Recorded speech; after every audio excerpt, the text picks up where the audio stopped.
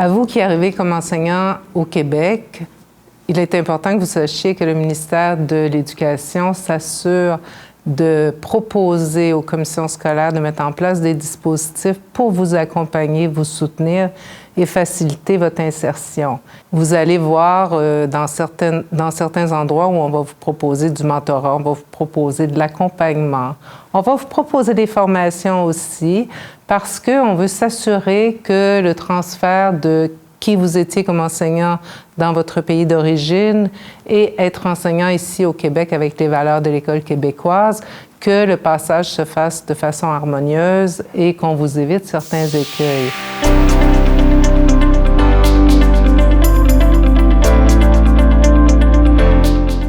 On m'a proposé de suivre une formation en insertion professionnelle et parce que les premiers jours, j'ai paniqué.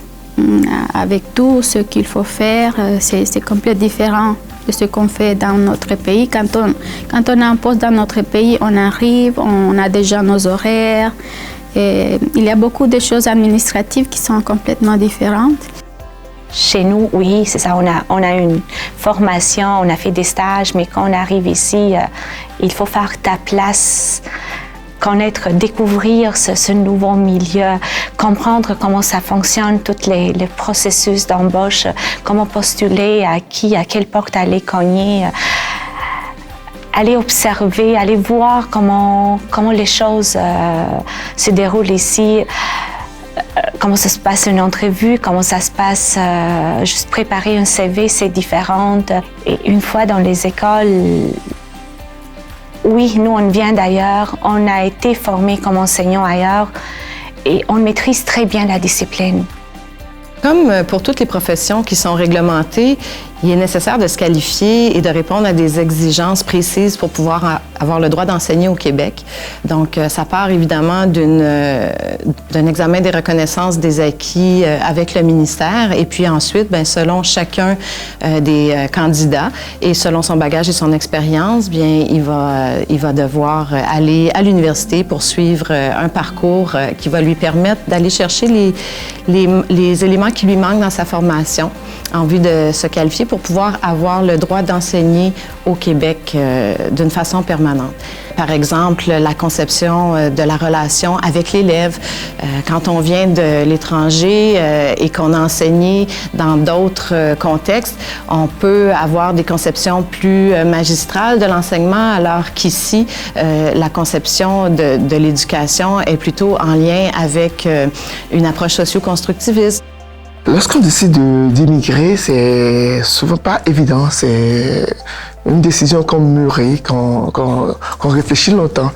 Et c'est toujours dans la recherche d'une vie meilleure. Et une fois que le processus est enclenché et qu'on arrive à avoir le visa est venu au Québec, on se confronte à une réalité qui est différente de la nôtre. Et pour pouvoir comprendre quelles sont les approches qui sont utilisées en termes de pratiques pédagogiques, comment intervenir auprès des élèves. Et c'est en questionnant qu'on va comprendre. Et ne pas comprendre, ce n'est pas être incompétent, c'est ne pas demander qui pourrait nous amener dans l'incompétence. Donc ça fait que j'encourage et j'encouragerai tout le monde et tous les enseignants immigrants qui arrivent ici à aller vers les autres, vers leurs collègues, vers la direction pour poser des questions, pour dire écoutez, moi je ne sais pas, je voudrais savoir.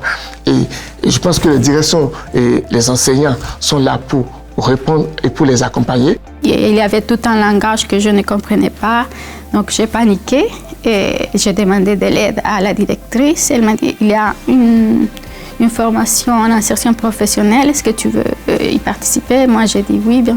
On m'a offert des ateliers sur la gestion des classes, la gestion des comportements et aussi à prendre soin de moi pour pouvoir prendre soin des autres.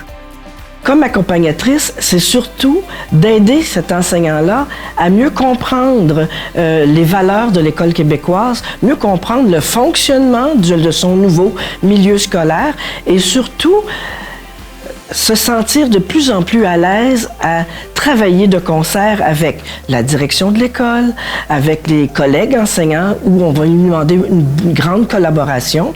Comprendre aussi le rôle des parents dans l'école. Alors, comme enseignante de cette école et d'expérience et accompagnatrice de cet enseignant-là, nous allons guider cette personne-là vers les ressources, vers les personnes ressources qui pourraient répondre davantage à leurs besoins.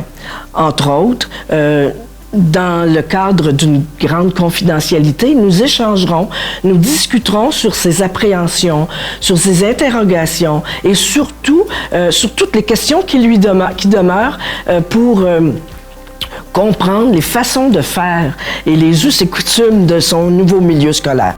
C'est important de connaître le programme de formation à l'enseignement et le programme de formation de l'École québécoise pour pouvoir bien s'intégrer dans la profession au Québec et, entre autres, connaître les compétences professionnelles qui sont exigées de la part de l'enseignant au Québec.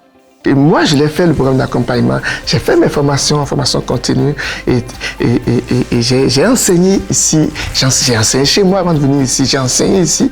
Et tous ces éléments-là, et ça m'a permis d'être remarqué à travers mon leadership dans l'école. Et ça a permis à mon directeur de me remarquer, de me proposer si j'aimerais faire le processus pour pouvoir aller en direction.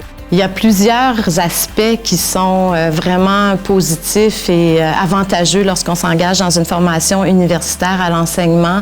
D'abord, on est en première ligne pour connaître tout ce qui est issu de la recherche récente en éducation. Le milieu universitaire est de plus en plus sensible à cette nouvelle clientèle et travaille de façon à ce que les cours soient plus signifiants en offrant, par exemple, des formations qui sont axées sur le partage d'expériences.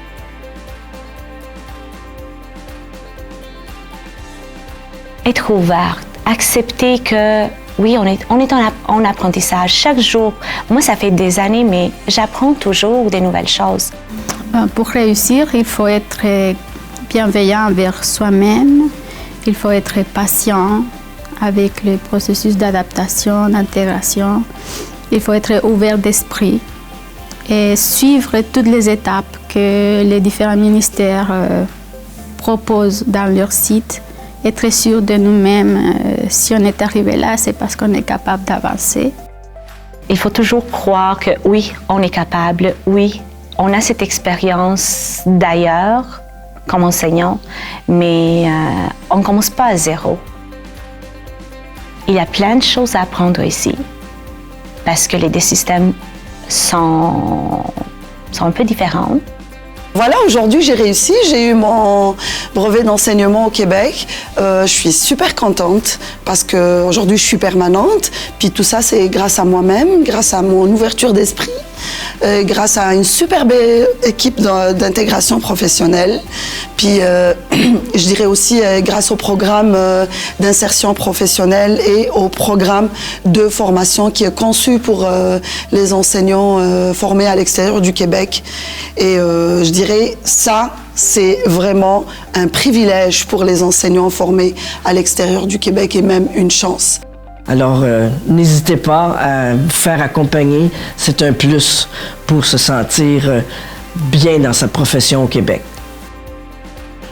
Alors, on vous invite à profiter de ces services qui sont mis en place pour vous, d'aller vers les accompagnateurs, de poser les questions à savoir c'est quoi les ressources. Il y a des gens qui vous attendent, il y a des gens qui vont être là pour vous accompagner.